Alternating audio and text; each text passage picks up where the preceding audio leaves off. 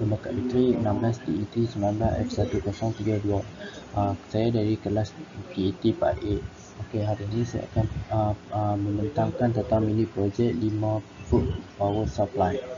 Okey, di sini langkah pertama kita harus membuat reka bentuk lita skematik menggunakan Pro Tools. Okey, ini adalah lita saya. Lita saya yang saya buat ni saya mengambil daripada YouTube Okey, ya. Transformer dia 230 step down 12 volt. Okey, fungsi switch ialah untuk detect current. Fungsi diode untuk tukar AC ke DC. Okey, yang seterusnya kapasitor. Kapasitor pula ialah untuk menyimpan arus dan untuk mengeluarkan arus elektrik. Okey, ni regulator. Regulator pula ialah untuk mengatur daripada 12 volt masuk input 12 volt dan keluar dia output 5 volt. Okey, LED dia berfungsi untuk melihat fungsi lita. Okey, langkah kedua iaitu ubah format lita kepada lita bercetak iaitu PCB layout.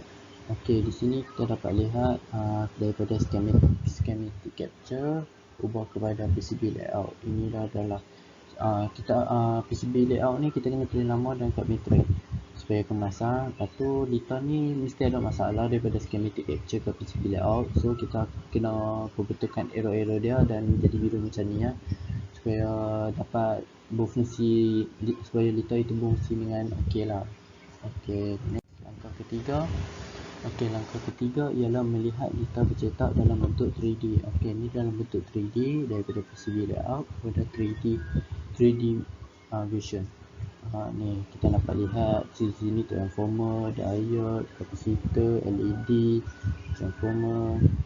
Di sini di bawah dia ada tulisan nama yang kita buat di PCB layout tadi Okey, bahan-bahan dapur karkas. Okey, bahan-bahan yang kita gunakan 1N4001 diode. Kita menggunakan 4. Okey, LED kita menggunakan 1.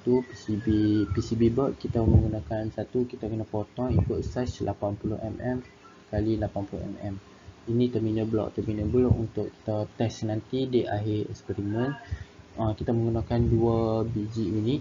0.1 UF kapasitor kita menggunakan 2, 4.7 UF kapasitor kita menggunakan 1 dan 7805 regulator dan 10 ohm resistor kita menggunakan 1. Karkas yang kita menggunakan ialah striker, multimeter, drill board, solder and stand solder. Okey, langkah keempat iaitu selepas kita siap semua PCB layout dan dapat 3D punya version, langkah keempat ialah cetak lita pada kertas surai. Okey, lepas tu kita dah cetak pada kertas surai jadi macam ni. Okey, langkah seterusnya, langkah 5, letak kertas surai yang bercetak lita lalu diletakkan pada PCB board menggunakan pita pelekat. Kita letakkan kertas surai pada PCB board. Lepas tu langkah ke-6, setrika board yang dilapis kertas A4 selama 15 hingga 25 minit supaya menggunakan bentuk lita pada PCB board. Kita kena striker lama. Striker ni kita maksimumkan dia supaya suhu ni dapat dia panas. Langkah ke-7, rendamkan PCB board setelah habis setrika dan hasilnya lita bercetak melekat pada PCB board. Dan seterusnya lukis semula lita tu menggunakan permanent marker. Kita kena guna permanent marker Okey, langkah ke-8, sediakan asid ferric lalu rendamkan PCB board selama 20 hingga 30 minit. Setelah itu cuci PCB board dengan menggunakan air. Kita rendamkan board tu dalam ni, dia akan menghakis lah, board tu akan menghakis. Lepas tu kita rendamkan menggunakan air, cuci dengan air.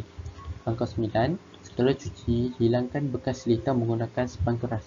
Macam yang dalam gambar ni, kita cuci menggunakan span keras biar dia punya besi-besi tu lagi ni, nak jelas dia punya tembaga. Okey, langkah 10. Hasilnya buat kali pertama tak berapa elok dan saya buat kembali. Hasil kedua dia lumayan okey, lagi elok lah. Saya ulangi sebanyak 2 kali saja. Okey, langkah 11, membuat lubang pada litar PCB board menggunakan PCB drill. Okey, selepas dah siap semua tu, dah litar elok, kita drill lubang. Sebab kita nak letak komponen lepas ni lah. Kita drill lubang elok, ikut size drill. Dan okey, langkah 12, pasang komponen pada PCB board dengan betul. Okey, selepas kita dah drill tu, kita cari komponen dan pasang komponen kat board dengan betul. Langkah 13, solder semua kaki komponen dengan betul pada litar PCB board. Solder semua kaki biar dia tak bergerak, supaya litar ni dapat berfungsi dengan baik lah. Okey, lepas habis solder ni, buang semua kaki komponen yang telah disolder. Selepas kita solder semua komponen kaki ni, kita kena potong menggunakan pemotong wire lah, supaya lebih kemas lah. Langkah 15, potong semua kaki komponen yang berlebihan. Inilah hasilnya, kita buat nampak lebih kemas, solder pun kemas. Okey, langkah 6, PCB board yang telah siap untuk dites. Ini PCB board yang telah siap dan kemas. Okey, PCB board ni saya buat mengambil masa 3 hari lah. Okey, langkah terakhir iaitu mengukur arus rotan keluaran. Okey, ini gambar yang pertama ni kami dah test dah. Dia berfungsi dengan baik, menyala. Dan input yang kami dapat ni hampir dapat 5 volt. Input mini project yang diberikan ada sebanyak 12 volt. Okey, input yang kami beri ni 12 volt dan output yang dikeluarkan ada 5 volt. Adalah 5 volt yang di sini ya. Okey, ni ada video tapi tidak dapat dilihat. Nanti saya akan letak sekali dalam YouTube ni. Okey, sekian, terima kasih.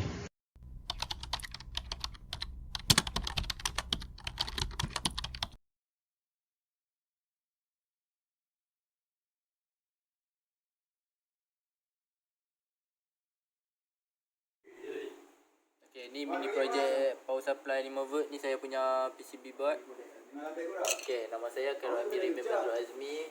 Nombor kad metrik 16 DET 19 F1032. Okay, kali ni kita akan test mini project ni. Mini project menyala, LED dia menyala. Okay, kita akan test dia punya bacaan.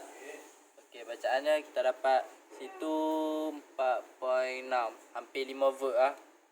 Okay, sekian.